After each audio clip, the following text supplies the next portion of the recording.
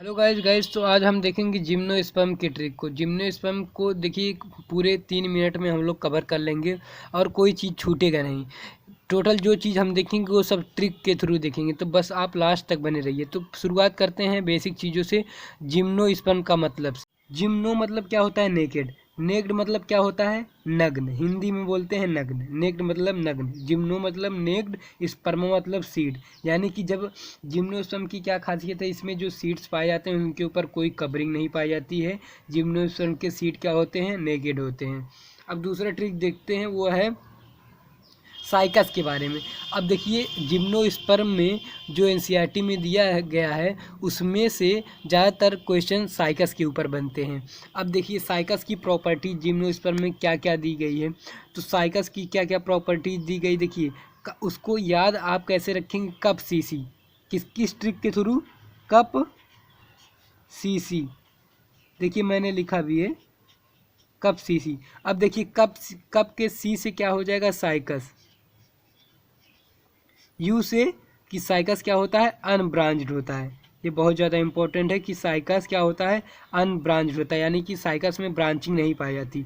और तीसरा है दोस्तों कि जो साइकस के जो लीव्स होते हैं वो पाइनेट टाइप के होते हैं ना, पाइनेट टाइप्स के लीव पाए जाते हैं साइकस में। ये सब एनसीईआरटी में दिया गया है, इसीलिए बहुत ज़्यादा इंपॉर्टेंट है। तो कप से क्या हो गया?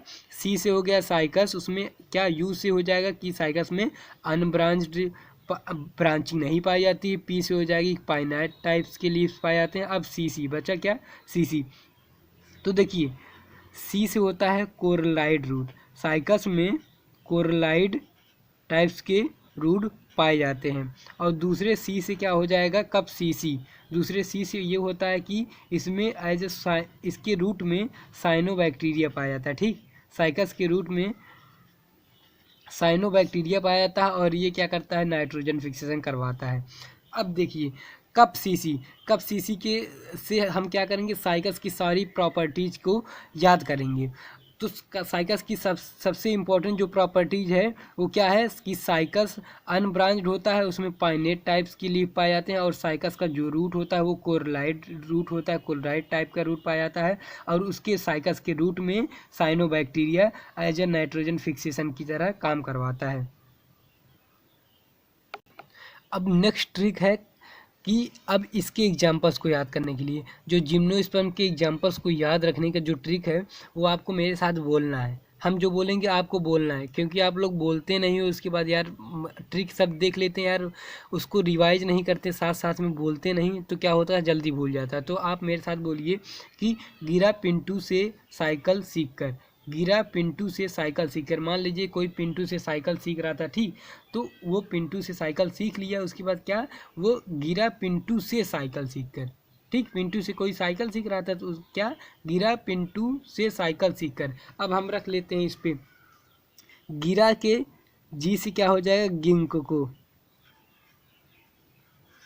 ठीक, पिंटू से पाइनस, से सेड्रस, साइकिल के सी से क्या हो जाएगा? साइकस।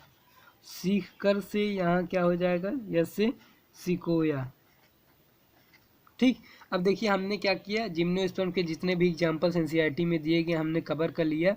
बाय द ट्री गिरा पिंटू से साइकिल सीखकर, ginkgo, Pinus, cedrus, cycas and sequoia.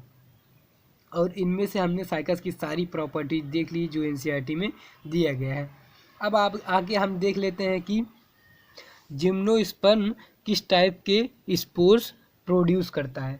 तो देखिए जिम्नोस्पर्म के जो जितने भी प्लांट्स पाए जाते हैं वो हेटेरोटाइप्स के स्पोर्स प्रोड्यूस करते हैं। ठीक, जिम्नोस्पर्म हेटेरोटाइप के स्पोर्स प्रोड्यूस करता है, बहुत ज़्यादा इंपॉर्टेंट है। और आप इसको याद कैसे रखेंगे? देखिए जिम में हेटेरोटाइप्स के लोग आते हैं, यानी कि अलग अलग टाइप्स के लोग आते हैं। हेटेरो मतलब अलग अलग होता है। जिम में क्या आते हैं? अलग अलग टाइप्स के लोग आते हैं। तो हेटेरोटाइप्स के जिम में हेटेरोटाइप्स के लोग आते हैं, हेटेरोटाइप्स के पीपल आते हैं। तो इससे आप याद रखेंगे कि जिम और हेटेरो। तो जिम क्या होता है? जिम से हो जाएगा जिम्नोस्पर्म और हेटेरो से हो जाएगा हेटेरोस्पोरस। यानी कि जिम्नोस्पर्म क्या होता है?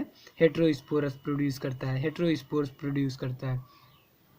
अब नेक्स्ट ट्रिक ये है कि गाइज जो देखिए जिम्नोस्पर्म के जो मेल एंड फीमेल गेमेटोफाइट होते हैं, जिम्नोस्पर्म में जो मेल एंड फीमेल गेमेटोफाइट पाए जाते हैं वो क्या एक दूसरे पे डिपेंड करते हैं। Male and female gametophyte gymnosperm में एक दूसरे पे डिपेंड करते हैं। तो उसको याद रखने का जो ट्रिक है वो है गैड। एक हमारे गांव में लड़का था, उसको हम लोग गैड गैड बुलाते थे, बहुत प्यारा बंदा था लेकिन उसको हम लोग क्या बुलाते थे, गैड। अब गैड से क्या याद रखेंगे, अब गैड से देखिए गैड के जी से जिम्नोस्पर्म होगा, क्या होगा जिम्नोस्पर्म। ए से क्या होगा एंजियोस्पर्म हो जाएगा, ए से क्या हो जाएगा एंजियोस्पर्म, और डी से क्या हो जाएगा डिपेंडेंट। तो दोस्तों देखिए जो जिम्नोस्पर्म और एंजियोस्पर्म दोनों के जो मेल एंड फीमेल गेमेटोफाइट होते हैं, यानी कि इसका जो मेल एंड फीमेल गेमेटोफाइट होता है और जो एंजियोस्पर्म का मेल एंड फीमेल गेमेटोफाइट होता है, दोनों के जो मेल एंड फीमेल गेमेटोफाइट होते हैं वो एक दूसरे पे डिपेंड करते हैं, ठीक, चाहे जिम्नोस्पर्म हो चाहे एंजियोस्पर्म हो।